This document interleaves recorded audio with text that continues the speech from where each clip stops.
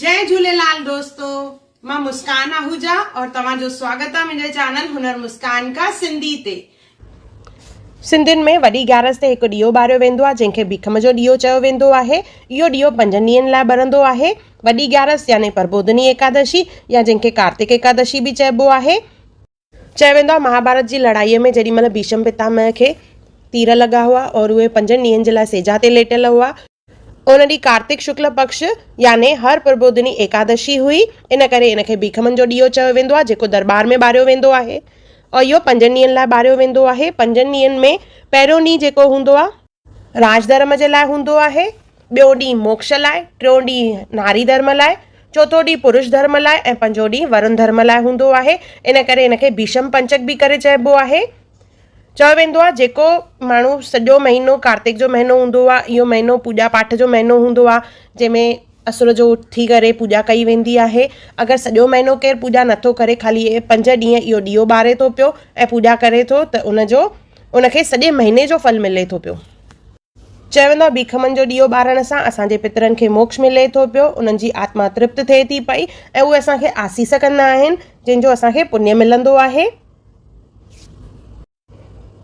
ॾीओ ठाहिण लाइ पहिरों प्लेट में थोरो सो लूणु विझणो आहे, उनजे मथां कटोरो या मिटीअ जो ॾीओ रखिणो आहे। उन में तेल ऐं वटि विझंदासीं। वटि तव्हां कपां जी बि यूज़ करे सघंदा आहियो या 24 कलाकनि वारी बि। इन में 1 रुपए जो सिको विझणो आहे। इहो 5 ॾींहंनि लाइ अखंड ॾीओ ॿारिणो आहे, मतिलबु विसामण न घुरिजे इहो। त हाणे जोत ॿारींदासीं।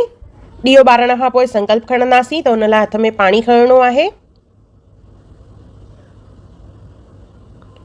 पाणी खणी करे इनखे असां ॾीए जे चौधारी 3 दफ़ा घुमाईंदासीं ऐं चवंदासीं भीखमनि जो ॾीओ श्री कृष्ण अर्पण, भीखमनि जो ॾीओ श्री कृष्ण अर्पण, भीखमनि जो ॾीओ श्री कृष्ण अर्पण। ईअं 3 दफ़ा चई पाणी छॾे ॾियणो आहे थाल में।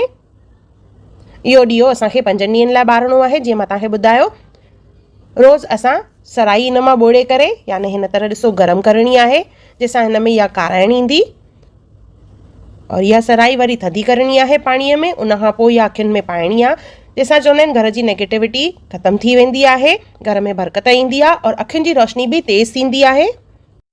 इहा असांजे वॾनि जे आसीस जो प्रतीक आहे त इहा 4 ॾींहं कंटिन्यू असां पाईंदा आहियूं घर जा सभु भाती। सो इन तरह सराई ॿिन्ही पासे कारी करणी आहे ऐं उनखे पोइ ग्लास में विझी रखिणो आहे जंहिंसां इहा थधी थी वेंदी। उनखां पोइ असांखे इहा अखियुनि में पाइणी आहे।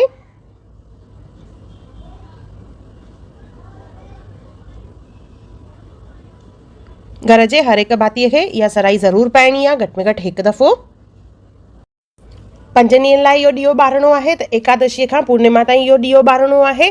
पूर्णिमा जे ॿिए ॾींहं ते इन ॾीए जो मोकिलाउ थींदो आहे जंहिंमें वापसि हथ में जल खणी करे चवणो आहे भीखमनि जो ॾीओ मोकिलाओ श्री कृष्ण अर्पण। ईअं 3 दफ़ा चवणो आहे और पाणी पोइ थाल में वापसि छॾिणो आहे हिन में। उनखां पोइ ॾीए जो विसर्जन कबो आहे। कुझु माण्हू उनखे ॿरण ॾींदा आहिनि जेसिताईं उहो ॿरे विसामे तेसिताईं ॿरंदो आहे ऐं कुझु वरी इनखे दरिया परवान कंदा आहिनि और इहो ॾीओ दरबार में ई ॿारियो वेंदो आहे।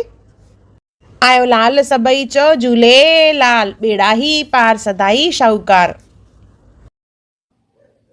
अगर तव्हांखे मुंहिंजे चैनल ते रेसिपी या वीडियो पसंदि आयो हुजे त उनखे ज़रूर लाइक कजो, शेयर कजो और सब्सक्राइब कजो और मुंहिंजी नई ईंदड़ वीडियोस खे ॾिसण जे लाइ बेल आइकॉन ज़रूर क्लिक कजो। मूंखे इंस्टाग्राम और फेसबुक ते बि ज़रूर फॉलो कजो और मुंहिंजे सफ़र में मुंहिंजो साथ ॾियण लाइ धन्यवाद। जय झूलेलाल।